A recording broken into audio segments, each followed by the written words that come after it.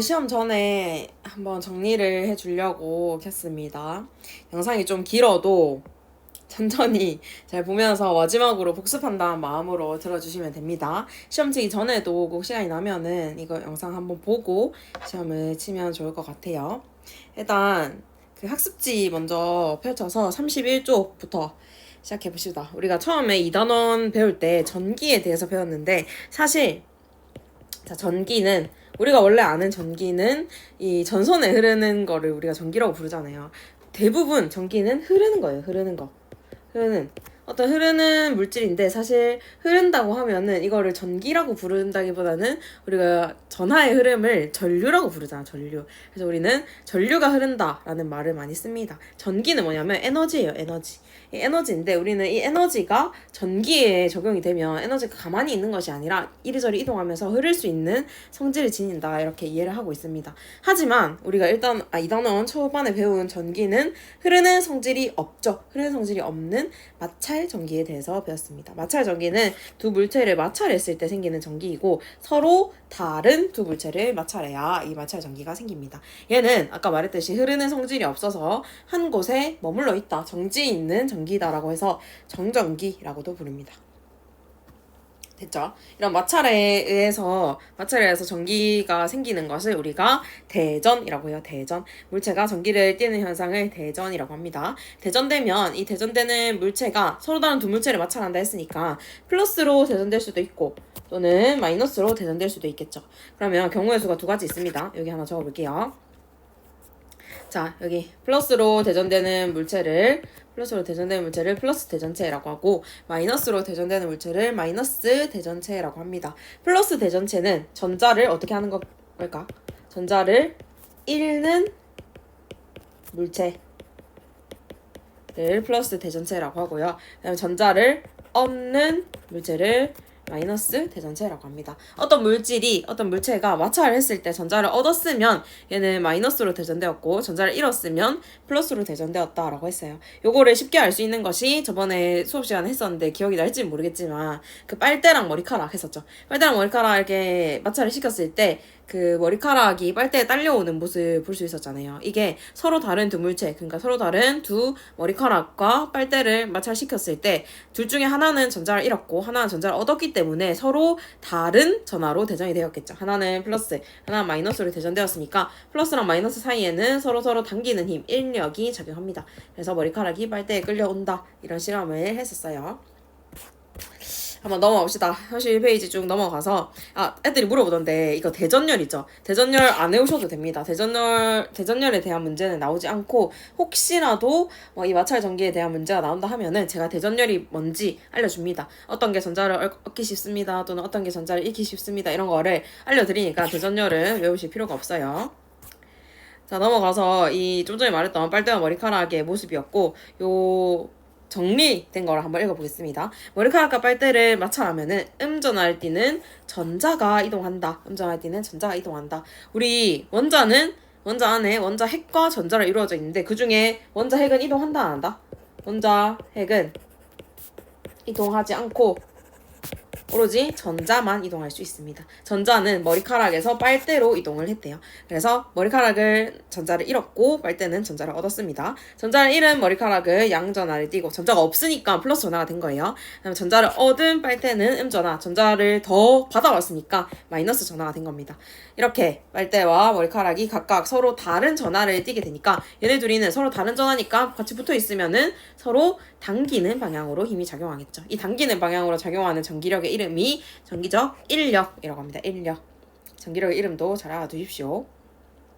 그리고 이런 실험을 한번 해봤고, 그리고 빨대랑 빨대를 가까이 가져다 대보는 실험도 해봤죠. 이렇게 가져다 댔을 때는 서로 붙지 않으려고 밀어내려고 하는 힘이 생깁니다. 이 힘을 우리가 청력이라고 해요. 반발력이라고 해도 상관없습니다.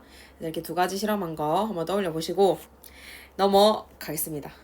근데 사실 이 마찰 전기 자체가 중요하다기보다는 여기서 조금 더 응용되는 게 있죠. 마찰 전기를 우리가 유도를 할 수 있습니다. 정전기 유도를 할 수 있다는 뜻이에요. 정전기 유도는요, 정전기 유도는 두 물체를 마찰하지 않고 전기를 띠게 해주는 겁니다. 마찰하지 않고 전기가 발생하는 현상을 정전기 유도라고 합니다. 이때 마찰하지 않고 발생하려면은 어떤 물체의 전자의 이동이 좀 자유로워야겠죠. 이런 전자의 이동이 자유로운 물체를 우리가 도체라고 했습니다. 도체에다가 대전체를 가까이 했대. 근데 가까이 하는 물체는 또 마찰해서 이미 전하를 띠고 있는 마이너스 혹은 플러스 전하를 띠고 있는 대전체를 가까이 해야 됩니다. 이렇게 가까이 하면 음전하를 띠는 전자가 대전체로부터 전기력을 받아서 한쪽으로 이동합니다. 이거는 물체에서 물체로 아까처럼 마찰했을 때 아예 전자 자체가 이동하는 것이 아니라 한쪽으로 방향만 바뀌는 거예요. 방향만 한쪽으로 쏠리게 된다. 그래서 대전체와 가까운 쪽은 대전체와 다른 종류의 전하가 유도되고, 당연히 무슨 힘 때문에? 인력 때문에. 예를 들어 마이너스 대전체를 가까이 가져다 댔다 하면은 여기 대전체와 가까운 쪽은 플러스 전하가 유도되겠죠. 맞죠? 인력 때문에. 그 다음에 대전체와 먼 쪽은 대전체와 같은 종류의 전하, 청력 때문에. 대전체가 마이너스라면 먼 쪽도 마이너스가 되겠죠. 맞죠? 전자가 대전체 쪽에 안 가고 대전체와 반대쪽으로 가니까. 맞죠? 이렇게 쉽게 생각하면 이렇습니다. 이렇게 전하가 유도되는 것을 정전기 유도라고 합니다. 정전기 유도. 실제로 마찰했을 때 전자가 이동하는 것이 아니라 전자가 한 물체 안에서 이동한다. 그래서 이것을 정전기 유도라고 합니다. 뒷장으로 한번 넘겨볼게요. 34쪽인데 34쪽에 이거 실험해서 내가 반별로 경주를 했었던 기억이 있습니다. 자, 여기에서 알루미늄 캔과 대전된 빨대를 가지고 실험을 했었는데, 이 빨대를 휴지로 문질렀어요. 근데 휴지로 안 문지르고 머리카락으로 했었죠. 머리카락으로 문지르면 머리카락은 전자를 잃어서 양전하가 되고, 빨대는 전자를 얻어서 음전하가 됩니다. 그러면 지금 빨대가 음전하가 되었고, 요것을 알루미늄 캔에 가져다 대보는 거예요. 가져다 댔을 때 어떻게 됐었어? 됐을 때 알루미늄 캔이 조금씩 끌려왔었죠. 맞죠? 끌려오는 현상이 있었습니다. 알루미늄 캔이 빨대에 이렇게 끌려왔습니다. 이 이유가 뭐냐면 알루미늄 캔 안에 이렇게 원자핵도 있고 전자도 있었어요. 예를 들어 원자핵 4개, 그 다음에 전자 4개가 있었다고 칠게요. 간단하게 설명하는 겁니다. 그럼 원자핵과 이렇게 원자핵 4개와 그다음 전자도 똑같은 위치에 있었겠지. 이렇게 전자도 이렇게 4개가 있었는데, 이제 마이너스로 대전된 이 빨대가 가까이 오는 겁니다. 가까이 오면은 전자가 어떻게 될까? 여기서 원자핵은 이동할 수가 없어요. 원자핵은 이동할 수가 없고 전자만 이동 가능하다. 근데 마찰했어, 안 했어?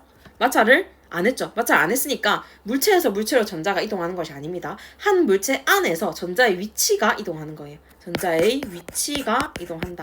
그래서 전자의 위치가 어떻게 이동하는지 생각해 봅시다.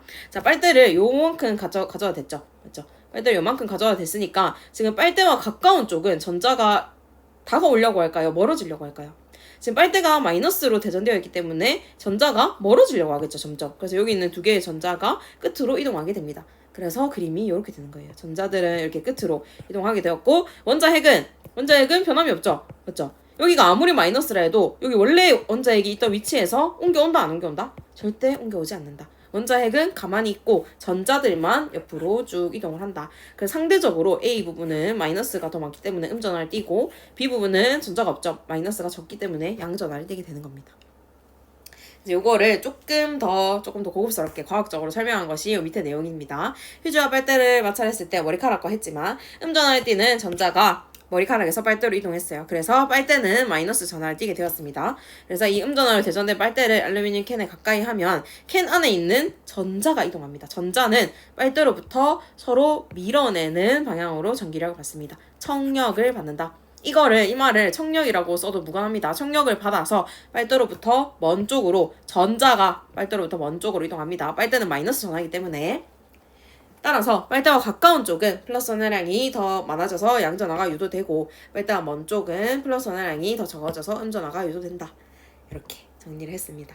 요 실험 한번 기억을 해 두십시오. 알겠죠? 그 다음에 여기 같이 했던 생각해보기 있는데, 이것도 한번 해보십시오. 털가죽과 마찰시킨 에보나이트 막대를 가까이 했을 때 어떻게 되는지. 그래서 털가죽과 에보나이트의 대전열을 비교하면 털가죽이 플러스 전하가 되기가 쉽습니다. 같이 해볼까요? 혈가죽은 플러스가 되기 쉽고 반대로 에보나이트는 마이너스가 되기 쉬워요.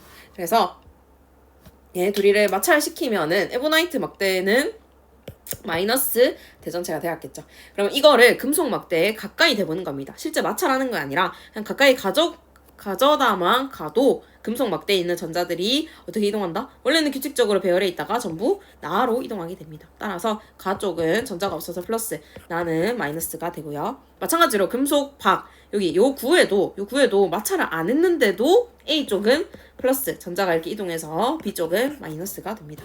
그래서 가나다라 전화의 종류를 쓰라 하면은 양전화, 그다음에 뭐 음전화, 양전화, 음전화 이렇게 쓰시면 되겠습니다. 됐죠? 이것도 한번 체크해 두시지요.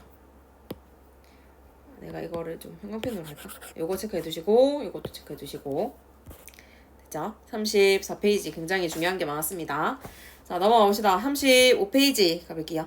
35페이지는 이제 검전기라는 게 나옵니다. 검전기라는 게 나오는데, 검전기는 이 정전기 유도 현상을 이용해서 물체가 대전됐는지 안 됐는지 이 대전 여부를 알아보는 기구를 검전기라고 해요. 검전기의 맨 위에 동그란 판을 우리가 금속판이라고 했고, 그리고 금속판에서 쭉 이어져서 검전기 물체 대전 여부를 알 수 있는 요 이렇게 오징어 다리같이 생긴 얘를 금속박이라고 했습니다. 금속판과 금속박이 각각 어떤 전하를 띠게 되는지를 알게 되면 돼요. 예를 들어서 플러스로 대전된 대전체를 가까이 가볼게요. 플러스 대전체를 가까이 하면은 원래 금속판, 금속박에 모두 전자랑 원자핵이 골고루 규칙적으로 분포가 되어 있었는데, 플러스 대전체 가까이 왔으니까 이 전자들이 어떻게 될까? 그치? 인력에 의해 끌려가겠죠. 전자들이 인력에 의해서 이렇게 끌려옵니다. 금속판으로. 그래서 플러스 대전체를 가까이 하면 금속판은 마이너스 전하로 대전이 되고, 반대로 금속박은 자기가 가지고 있는 전자를 잃었기 때문에 플러스 전하로 대전되겠죠. 그렇죠? 이렇게 대전이 된다. 그 다음에 전자의 이동을 설명하라 하면은 금속박에서 금속판으로 이동하였다. 왜냐하면 전자는 인력에 의해 이렇게 이동하였죠. 반대의 경우도 있습니다. 반대의 경우 마이너스 전하를 가까이 됐을 때는 요 금속 판에 있던 전자들이 내려가겠지. 맞지? 아, 마이너스 전하 나랑 똑같은 애 싫어. 이렇게 하면서 내려갑니다. 이 힘을 우리가 청력이라고 하죠. 청력에 의해 전자가 금속 판에서 금속 박으로 내려가고, 금속 박에 이렇게 전자들이 많이 모여있기 때문에 여기는 둘 다 음전하를 띠게 되어요. 그래서 여기도 마찬가지로 이제 청력이 작용해서 금속 박이 벌어진다. 이렇게 설명을 해주시면 됩니다. 굉장히 쉽죠? 검전기 이 부분도 체크해 두십시오. 이것도 제가 형광펜으로 체크할게요. 검전기 이 부분도 하나 체크해 두세요. 자, 쭉 넘어가서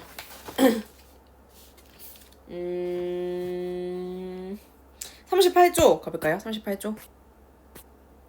38쪽에 4번 문제, 이것도 하나 체크해둘까요? 이거 똑같이 나오진 않지만 이런 그림을 보고 문제를 풀 수 있어야 됩니다.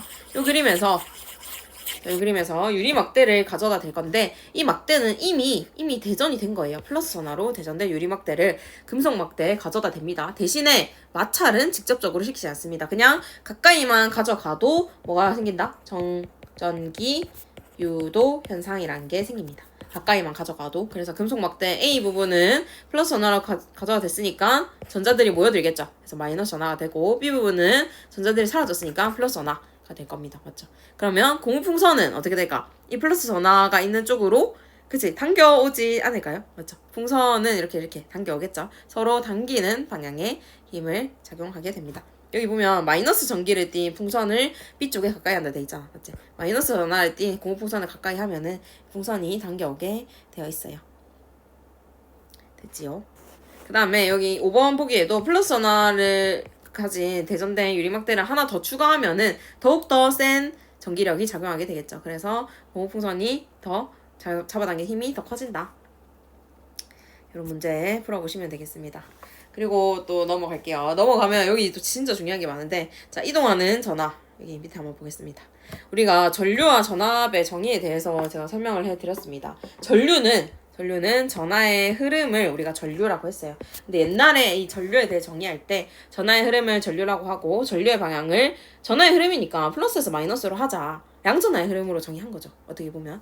그래서 플러스에서 마이너스로 전하의 흐름을 정의를 했는데 알고 보니까 나중에 전자라는 애가 발견이 되니까 전자는 마이너스에서 플러스로 이동했다. 그래서 전류의 방향과 전자의 이동 방향은 반대인 것을 반드시 알아놔야 합니다. 그때도 내가 몇 번을 얘기했던 기억이 납니다. 전류의 방향과 전자 이동 방향은 반대라는 것을 기억해 두세요. 자, 여기 그림으로 한번 와볼게. 자, 이 그림에서 지금 도선을 좀 확대해 놓은 그림인데 도선을 확대해 놓은 그림에서 플러스 전하를 띄고 있는 얘가 바로 원자, 핵이고요. 얘가 바로 전자입니다. 얘는 적혀 있으니까 안 적을게. 전자입니다. 그럼 요 두 개의 이동을 잘 봐야 되는데 원자, 핵은 이동합니까? 안 합니까? 지금 봐봐. 화살표가 표시가 안 돼 있잖아. 얘는 이동하지 않는다라는 뜻이겠죠. 지금 뭐만 이동한다? 전자만 이동하고 있습니다. 근데 전자가 오른쪽 방향으로 이동하고 있죠. 전자가 오른쪽 방향으로 일괄적으로 이렇게 다 이동하려고 하잖아. 맞지? 오른쪽 방향으로. 그렇다는 것은 이 오른쪽에 뭐가 있다는 뜻일까? 오른쪽에 바로 플러스 전하가 있기 때문에 오른쪽으로 이동하려고 하는 거겠죠. 그럼 오른쪽에 플러스인 걸 찾았으면 왼쪽에는 마이너스가 연결되어 있구나 라고 생각을 해주시면 됩니다. 그러면 전자는 마이너스에서 플러스로 이렇게 오른쪽 방향으로 이동하고 있는데 흐르는 전류는 어떻게 흐른다? 그치, 전자와 반대 방향인 이 왼쪽 방향으로 전류가 흐른다. 플러스에서 마이너스로 이렇게 전류가 흐르고 있다. 이 그림을 보고서도 알 수 있어야 합니다. 그리고 두 번째 봅시다. 전기회로 모형도 같이 해봤어요. 전기회로 모형은 이 전기회로와 그 다음에 우리가 물을 이렇게 끌어올려서 물레방아를 돌리는 요 두 개가 굉장히 비슷하다라고 해서 이 표를 한번 정리를 같이 해봤는데 다시 한번 보겠습니다. 펌프는 전지와 같습니다. 펌프는 물의 높이차를 만드는 거기 때문에 전지와 같다. 전지가 이제 전압을 주는 거잖아요. 물의 높이차는 수압이고요. 이거를 전기회로에 비유하면 전압이 됩니다. 물의 흐름은 전류이고 물레방아는 전구의 역할, 밸브는 스위치, 수동화는 당연히 전선의 역할을 하겠죠. 그러면 제가 질문을 하나 해볼게요. 만약에 전기회로에서 전지의 개수를 추가하면 어떻게 될까? 전지의 개수를 추가하면 어떻게 될까요? 전지의 개수를 추가하면 전구의 밝기는 어떻게 된다? 전구의 밝기는 당연히 밝아지겠죠. 밝아진다. 그럼 이거를 한번 조금 물 모형과 한번 비교해볼까요? 전지의 개수를 추가한다는 것은 펌프를 어떻게 한다는 뜻이야? 펌프를 계속 세게 누른다라는 뜻이겠죠. 맞죠? 그럼 펌프를 계속 세게 누르면은 물을 높이 들어올릴 수 있겠죠. 맞죠? 펌프의 힘이 세지니까 물을 더 높이 들어올릴 수 있는 거잖아. 그러면 물이 높이 올라가면 올라갈수록 물이 흐름이 더 세지기 때문에 물레방아는 자연스럽게 더 세게 돌아갈 수 있겠죠. 맞죠? 이것도 똑같이 비유해서 생각할 수 있습니다. 또 하나 체크해 두십시다. 전기회로 모형. 너무 중요한 거 너무 많이 알려줘가지고 시험 너무 잘 칠 것 같은데. 일단 넘어갑시다. 뒤쪽으로 쭉 넘어가셔서 41조 해봅시다. 41쪽에는 이제 전류, 전압, 저항 이 세 가지의 관계를 설명을 해보는 시간이었는데요. 설명하기 전에 전력의 전압계 읽는 방법에 대해서 제가 알려드렸습니다. 전력의 전압계 기본적으로 읽을 때는 여기 플러스는 꼽는 게 한 개밖에 없어요. 단자가. 플러스 단자는 신경 안 써도 되고 마이너스 단자가 3개 있다 했습니다. 요 중에 어디에 꼽혀 있는지를 봐야 돼. 요 그림에서는 다 지울게. 자, 요 그림에서는 지금 500mA짜리 단자에 연결돼 있죠. 그러면 우리가 읽을 때도 총 3줄이 있거든. 요렇게 한 줄, 그다음에 여기 2줄, 그다음에 여기 맨 위에 3줄 이렇게 총 3줄이 있어요. 요 세 줄은 맨 끝에 걸 보면 돼요. 5A, 500mA, 50mA 있죠. 요게 각각 이 단자의 최대값입니다. 최대값을 요 단자에다가 적어 놓은 거예요. 오케이? 근데 그 중에 꼽은 게 500mA이기 때문에 나머지는 다 그냥 무시하셔도 돼요. 나머지 다 무시하고 뭐만 보면 된다? 500mA짜리 여기만 보면 된다. 근데 여기에서 이제 바늘이 가리키는 곳을 읽어줘야 됩니다. 여기에서 바늘이 가리키는 곳이 여기잖아, 여기. 맞지? 그럼 우리가 읽을 때는 얘는 300mA구나 라고 읽어주면 돼요. 맞죠? 쉽죠? 똑같은 거 전압에서도 해보겠습니다. 전압계는 이제 전압을 측정하는 장치이고 얘도 마찬가지로 세 줄이 있어요. 세 줄. 칸이 세 개니까 읽는 줄도 당연히 세 줄이겠지. 맞지? 그 중에 15V 연결했대. 그럼 우리는 중간에 여기만 읽어주면 돼요. 여기만. 중간 거. 얘도 당연히 맨 끝에 있는 15 얘가 최대값 15V라는 말입니다. 오케이? 3V, 30V 읽을 필요가 없어요. 15V 쪽만 읽어주면 됩니다. 15V 쪽 바늘이 가리키는 곳은 어디다? 10V다. 10V 이렇게 해주면 돼요. 시험 문제에 막 이상하게 막 0점 몇 이렇게 해가지고 막 중간에 헷갈리게 이렇게 안 해놨습니다. 딱 떨어지게 해놨으니까 시험 문제 만약에 나오면은 잘 읽어주십시오. 됐죠? 너무 큰 힌트를 줬나? 자, 이것도 하나씩 체크해 두시고 꼭 자기가 스스로 읽어볼 수 있을 때까지 문제도 제가 여러 번 준 걸로 기억하는데 꼭 한번 살펴보시면 되겠습니다. 자, 쭉 넘어가면은 이제 오메 법칙에 대해 나옵니다. 오메 법칙 이 그래프 그린 거 낼까 말까 이제 고민을 좀 하다가 사실 내진 않았어요. 근데 그래프를 해석을 할 줄 알아야 됩니다. 해석하는 건 냈습니다. 자, 요 그래프에서 X축은 전압, Y축은 전류입니다. 맞죠? 여기에서 우리가 지금 전압과 전류의 값을 알고 있잖아. 이 그래프 그릴 때 기억나죠? 전압과 전류의 값을 보고 우리가 점 찍어서 그렸잖아요. 맞죠? 근데 그거 말고 저항을 구해보세요 라고 하는 문제가 나올 수 있겠죠. 예를 들어서 이 짧은 니크롬선에 저항을 구해보세요 라고 하면은 어떤 한 점, 자기가 제일 구하기 쉬울 것 같은 어떤 한 점을 찍으시면 됩니다.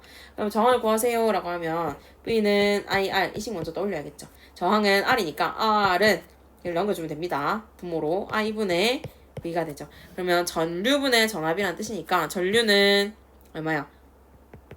100mA지 100mA. 근데 이거를 그대로 100분의 전압 3V 3 하면은 틀립니다. 이렇게 하시면은 안 돼요. 이렇게 해가지고 틀린 사람이 많아요. 이렇게 하지 말고 전류 단위가 밀리암페어면 어떻게 해줘야 된다? 당연히 얘를 암페어로 고쳐서 V는 IR식에다가 넣어줘야 됩니다. 그래서 100mA라는 것은 0.1A라는 뜻이죠. 맞죠? 그래서 이렇게 고쳐주면은 저항은 얼마가 나온다? 짧은 니크롬선에서 35미 나옵니다. 오케이? 요렇게 구해줘야 됩니다. 요렇게. 알겠지요? 요거를 밀리암페어를 반드시 암페어로 고쳐서 구해주셔야 됩니다. 자, 문제가 혹시 나온다면 잘 보고 하시라는 뜻이었어요. 됐죠? 이 정도만 하면 뭐 저항 구하는 거는 어렵지 않게 구할 수 있겠죠? 그러면 여기까지 하고 넘어갑시다. 넘어가서 여기도 마찬가지로 그래프가 쭉 나오는데 한 번 더 생각해보기. 첫 번째, 이렇게 전압 비교하는 거 나오지. 전압을 비교하는 방법은 두 가지예요. 기울기를 가지고 비교할 수 있고 직접 구해서 비교할 수 있고. 이렇게 보면 봐봐. 내가 기울기 뭔지 헷갈린다. 기울기로는 저항 값 비교가 안 된다라고 하면은 그냥 구해보면 돼. 전압과 전류의 값이 바로 나와 있으니까. 맞지? 예를 들어서 A의 저항값 구해보세요 라고 하면은 저항은 전류분의 전압이니까 0.6분의 3 이렇게 구하면 되겠죠. B의 저항값 구해보세요 하면은 얘도 마찬가지로 0.2분의 3 해서 구하면 됩니다. 그래서 0.6분의 3 하면 5옴, 그 다음에 0.2분의 3 하면 15옴 이렇게 구할 수가 있어요. 저항이 더 큰 것은 B겠죠. B. 이렇게 구할 수가 있어요. 꼭 구해보십시오. 제가 구하는 거 말고 여러분이 꼭 저항을 한번 구해보시길 바랍니다. 표를 읽어서 얘도 하나 체크해두세요. 됐죠? 넘어가 봅니다. 바로 뒷장에 넘어가면 44페이지 문제들이 쭉 남아있는데 문제들 1번 문제 좀 전에 봤던 이 전류계 전압계 읽는 문제 이런 것도 잘 봐두시고 2번 문제처럼 저항과 전압의 값이 주어졌을 때 전류를 구하는 거 이런 것도 할 줄 아셔야 되고요. 그 다음에 3번 문제처럼 이렇게 해석도 할 줄 알아야 돼요. 예를 들어 직렬 연결 되어 있을 때 전압은 어떤지 전류는 어떤지 저항은 어떤지 이런 거 할 줄 아셔야 됩니다. 이것도 한번 넘어가 볼게요. 넘어가면 이제 진짜 중요한 게 나오죠. 직렬 연결과 병렬 연결. 이 둘의 차이점을 잘 알아야 됩니다. 이 둘의 차이점. 일단 직렬 연결은 계속 전구를 다 똑같은 라인에 한 라인에다가 연결하는 거야. 선 하나에 계속 1번 저항, 2번 저항, 3번 저항. 쌤이 계속 저항이라 하고 전구라고 헷갈릴 수도 있겠지만 저항이 바로 전구입니다. 저항이 바로 전구예요. 이게 바로 니크롬선이에요. 알겠지? 저항이 바로 전구이고 니크롬선이고 그렇습니다. 뭐 가구에 우리 일상에 비유하자면 저항이 바로 가구예요. 가구 하나하나가 저항 하나하나입니다. 오케이? 이렇게 생각하시면 됩니다. 전기 회로에서는 저항은 전구 또는 니크롬선이 될 거예요. 어쨌든 이렇게 저항을 직렬로 연결한다는 것은 하나의 선에 연결한다는 거예요. 하나의 선에. 그러면 하나의 선에 연결한다는 것은 선이 하나이기 때문에 얘네들이 아무리 전자가 이렇게 지나간다고 해. 전자가 이렇게 아무리 빨리 지나가려고 해도 선이 한 개니까 지나가기 힘들겠지. 지나가기 힘들다는 것은 저항이 크다라는 뜻이겠죠. 그래서 직렬 연결하면은 회로 전체 저항이 커진다 이 말입니다. 근데 병렬 연결을 한다는 것은 길이 이렇게 세 개가 생기는 거야. 길이 이렇게 세 개가 생겨요. 그래서 내가 처음에 이렇게 왔어. 그럼 전자가 이렇게 왔습니다. 여기로도 지나갈 수 있고 여기로도 지나갈 수 있고 여기로도 지나갈 수 있는 거야. 이렇게 지나갈 수 있는 통로가 길이 3개나 돼요. 병렬 연결을 하면 할수록 잘 지나가게 되니까 나를 막는 게 없잖아. 그렇지? 지나갈 때 막아주는 게 없잖아. 그래서 더 잘 지나가게 되는 거죠. 그래서 저항의 크기는 작아진다. 일단 이렇게 생각을 하고 봅시다. 이렇게 저항의 크기가 작아지는데 저항의 크기가 작아지면은 자연스럽게 전류의 크기는 커지게 되겠죠. R이 작아지니까 전류의 크기 I는 커지고 반대로 직렬 연결했을 때는 저항의 크기가 커지니까 I는 작아지게 됩니다. 전체 전류는. 맞죠? 그리고 전압은 그 직렬 연결한 것은 전체 전압은 안 되나? 자, 전체 전압은 각 저항 V1 플러스 V2 또는 뭐 더 될 수도 있고 각 저항의 합이 되고요. 그 다음에 병렬 연결했을 때는 각 저항에 걸린 전압과 동일하다. 즉 이 말은 전체 전압은 V1과도 같고 V2과도 같고 이런 말입니다. 그래서 이 병렬 연결을 했다는 것은 우리 멀티탭 생각해보면 돼요. 멀티탭이 구멍이 3개라고 해서 220V를 3개 나눠서 가지는 게 아니잖아. 하나하나 각각이 다 220V를 가지고 있잖아요. 전압은 모두 다 220V로 동일하다. 병렬 연결했을 때 전압은 모두 동일하다. 다만 반대로 전류는 합이 된다. 전체 전류는 I1 플러스 I2 더 있을 수도 있고요. 이렇게 합이 되고요. 반대로 직렬 연결했을 때는 전압이 바로 전체가 합이 되고요. 전류는 같습니다. 그래서 전체 흐르는 전류는 I1에 흐르는 전류와 같고 I2에 흐르는 전류와 같아요. 이것도 마찬가지로 위에랑 똑같은 맥락이지. 길이 한 개니까 흐르는 길이 한 개야. 흐름이 한 개예요. 흐름이 한 개.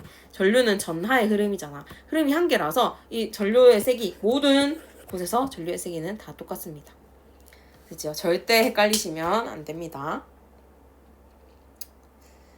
이거 진짜 너희가 시험 문제 내면 헷갈릴까봐 걱정이 되는데 꼭 이거를 잘 기억을 해 두십시오. 얘도 별표 치겠습니다.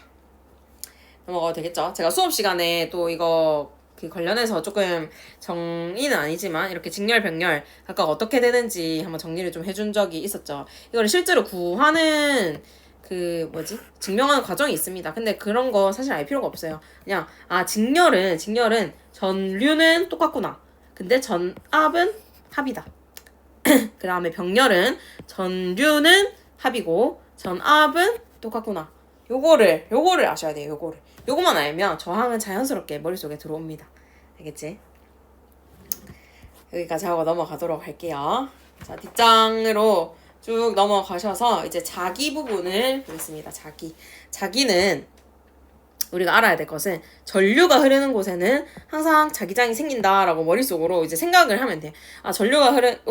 도선에 전류가 흐르네? 여기 자기장이 생기겠네? 이렇게. 그럼 자기장의 방향을 물어보겠네? 그럼 나침반의 방향으로 대답하면 되겠네? 이렇게 머릿속으로 흐름을 생각을 해주시면 됩니다. 자, 전류가 흘렀을 때 주변에 자기장이 생기는데 이 자기장의 방향을 표현하는 방법. 첫 번째, 나침반이에요. 나침반.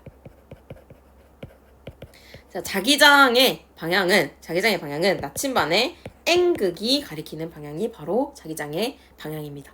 그래서 예를 들어 자기장의 방향이 오른쪽이다라고 판별해 놨으면 우리 나침반은 어떻게 돼야 된다? 그치? N극이 이렇게 오른쪽으로 가야 됩니다. N극, S극. 그려보자면. 맞죠? 이게 나침반이 만약에 뒤에 있다라고 해도 똑같이 N극, S극 이렇게 되어야겠죠. 화살표 가는 방향이 바로 요 자기장의 방향이기 때문에 맞죠? 그러면 읽기 잘 1번에 직선도선 먼저 살펴보겠습니다. 직선도선. 이거 너무 많이 해가지고 이제 잘 알 것 같긴 한데 자, 직선도선이라고 하면 직선도선은 이렇게 일자로 된 도선을 직선도선이라고 해요. 이 주변에는 자기장이 동심원 모양으로 생깁니다. 동심원 모양이란 것은 중심이 같은 원 모양으로 생긴다는 뜻이에요. 동심원 모양으로 생길 때 전류의 방향을 엄지 손가락으로 두고 그다음에 나머지 네 손가락이 감아쥐는 방향을 자기장으로 하겠습니다. 나머지 네 손가락이 감아쥐는 방향을 자기장으로 하겠습니다. 자, 이 그림에서 지금 전류가 아랫방향으로 흐르고 있어요. 그러면 한번 오른손 들어보십시오. 왼손으로 하면 안 됩니다. 오른손 들어서 전류가 아래쪽으로 흐를 때 이 네 손가락이 감아지는 방향 찾았습니까? 이렇게 감아지잖아. 이렇게. 맞죠? 이렇게 한 바퀴 감아지죠. 됐죠? 이렇게. 요것만 찾으면 이제 다 끝납니다. 이렇게 한 바퀴 감아진다는 것을 찾으면 돼요. 이렇게. 근데 여기에서 또 헷갈리는 거. 나침반을 어디에 두냐에 따라 나침반의 N극의 방향이 달라지죠. 예를 들어서 이 도선이 지금 중간에 있잖아. 맞지? 그러면 이 도선의 뒤쪽, 이쪽에다가 나침반을 둔다라고 하면은 지금 화살표, 이 동심원 방향으로 쭉 가니까 화살표가 가리키는 방향, 여기가 N극이 되고 여기가 S극이 되죠. 근데 이 나침반을 도선의 앞쪽에다가, 도선이 여기 있어요. 도선의 앞쪽에다가 뒀다라고 하면은 N극이 여기를 가리켜야 되죠. 오케이? 맞죠? 만약에 도선의 옆쪽에다, 여기다가 뒀다라고 하면은 N극은 여기를 가리켜야겠죠. 이렇게 흘러오니까. 오케이? 화살표를 쭉 원 모양으로 쭉 생각해 보시면 됩니다. 원 모양으로. 아, 이렇게 해서 N극이 이렇게 되는구나. 아, 이렇게 되는구나. 이렇게 되는구나. 이렇게. 만약에 나침반을 왼쪽에다 뒀다라고 하면은 N극은 그치 이렇게 뒤쪽을 가리키게 되겠죠. 맞죠? 자기장이 있을 때는 우리가 나침반 N극을 가리키는 쪽은 지구 자기장을 기준으로 북쪽인 거지, 실제로 여기 이 전류가 흐르는 도선 주위에 나침반을 놓으면 지구 자기장과 상관없이 나침반의 방향이 바뀝니다. 그걸 찾아주면 돼요. 알겠죠? 그 다음에 이제 원형도선 볼 건데, 말할까 말까 고민을 했는데, 이제 원형도선은 제가 시험 문제 안 내겠습니다. 그래서 원형도선 공부 안 하셔도 됩니다. 대신에 코일 봅시다. 자, 일기자료 1번에 직선도선 그리고 코일 요 두 개 봅시다. 코일 주위의 자기장은 또 조금 다릅니다. 코일 주위의 자기장은 이번에는 반대로 내 손가락을 전류의 방향으로 감아지는 거예요. 왜냐면 지금 이렇게 둥글둥글 감겨 있잖아. 감겨 있으니까 이렇게 손가락이 감아지는 방향의 전류의 방향을 두는 게 우리가 해석하기가 편하니까 그렇게 하는 겁니다. 그러면 이렇게 감아지는 방향으로 전류의 방향을 두고 나머지 엄지손가락을 자기장의 방향이라고 하면은 이 그림에서 전류가 이렇게 위쪽으로 흘러가고 있죠. 내 손가락을 이렇게 위쪽으로 감아줘 보십시오. 그러면 엄지가 가리키는 쪽은 어디가 됩니까? 바로 이쪽이 되죠. 이쪽. 맞죠? 그렇기 때문에 여기에다가 나침반을 놓으면은 N극은 여기 왼쪽을 가리키게 된다. 여기에 넣어도 마찬가지로 N극은 왼쪽을 가리키게 된다. 그죠? 이 정도만 아시면 되겠습니다. 자, 자기장 부분도 좀 넘어갈게요. 왼손으로 하시면 안 됩니다. 무조건 오른손으로 하셔야 돼요. 이 시험 때 보면은 내가 진짜 한 50번 정도 말해도 애들이 왼손으로 하고 앉아있어요. 이 문제 풀면서 진짜 일반의 김땡민 씨는 몇 번을 왼손으로 하는지 모르겠어.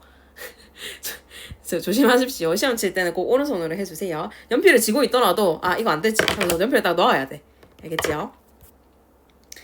이제 49페이지 가봅시다. 49페이지에서 전자기력에 대해서 알려드렸습니다. 전자기력은 이 힘의 방향을 아는 것이 중요해요. 손을 폈을 때 힘의 방향이 어디인가를 알아야 되는데요. 이거는 힘과 그 다음에 전류와 자기장 사이의 관계인데 이 세 개는 모두 다 서로 수직하는 관계예요. 힘과 전류도 서로 수직, 전류와 자기장도 서로 수직, 힘과 자기장도 서로 수직. 이 세 개가 둘둘둘 묶었을 때 서로 다 수직하는 관계가 됩니다.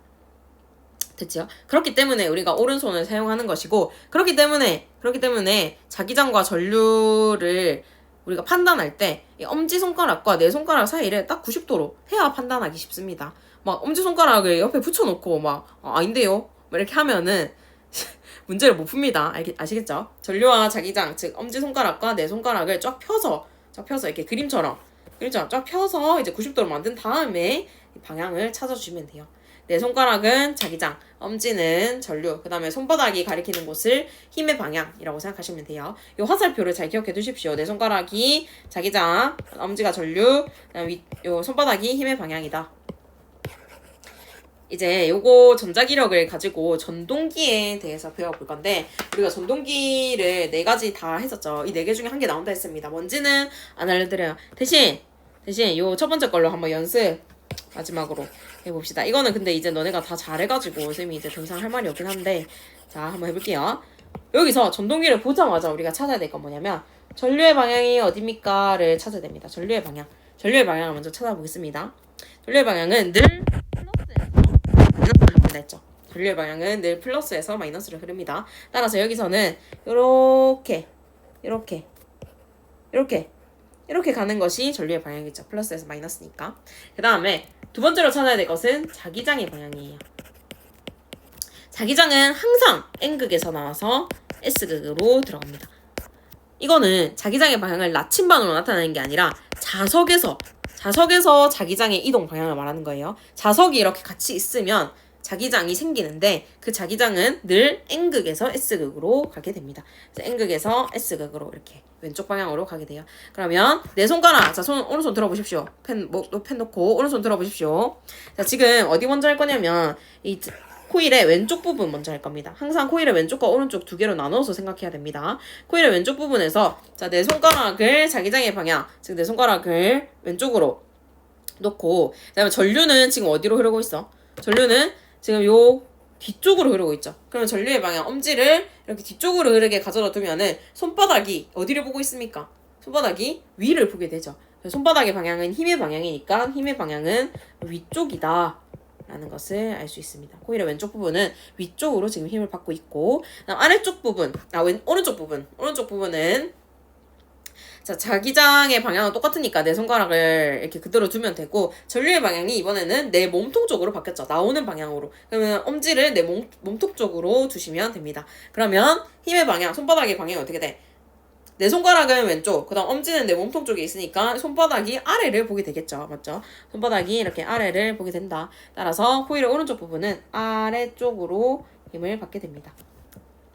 자, 여기까지 찾으면 80%는 한 겁니다. 그러면 왼쪽 부분은 이렇게 위로 가려고 하고 아래쪽 부분은 이렇게 아래로 가려고 하죠. 그러면 얘가 코일이 한 바퀴 딱 돌아갈 때 어느 방향으로 돌아가게 될까?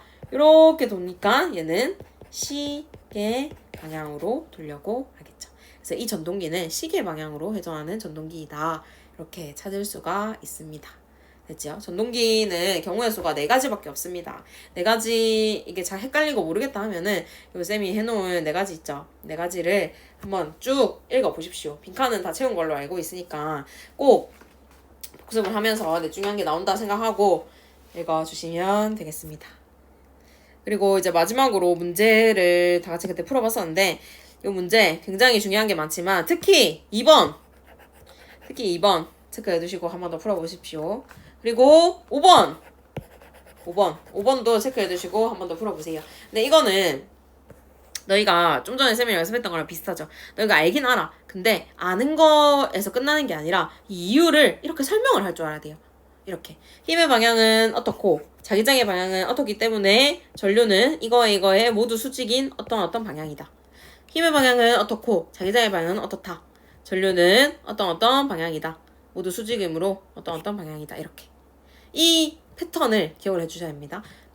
예를 들어 만약에 힘의 방향을 찾으라 하면은 전류의 방향은 어떻고 자기장의 방향은 어떻기 때문에 힘의 방향은 전류와 자기장의 모두 수직인 이런 방향이다. 이렇게 여기서 만약에 시험 문제 서술 하나 나오면 이걸 써주시면 됩니다. 이거 위쪽인지 아래쪽인지 왼쪽인지 오른쪽인지 들어간 쪽인지 나오는 쪽인지 이런 방향을 가지고 설명해 주시면 되고 뭐 예를 들어 혹시라도 이렇게 A, B, C, D가 나온다 하면은 뭐 전류의 방향은 A에서 B이다 뭐 C에서 D이다 뭐 이런 거 이렇게도 적어주셔도 상관없습니다. 어쨌든 쌤이 채점하는 기준은 이걸로 두도록 할게요. 너무 못 알아보게 지 마음대로 막 왼쪽인지 오른쪽인지 헷갈리게 적으면 안 되고 이렇게 이쪽이 왼쪽 이쪽이 오른쪽 그 다음에 들어가는 방향, 나오는 방향, 그 다음에 아래, 위 이렇게 잘 기억을 해두시고 소소한 게 나오면 요거를 기준으로 써주시면 되겠습니다. 자, 요까지 해서 2단원을 끝내도록 할게요. 3단원은 조금 이따가 봅시다.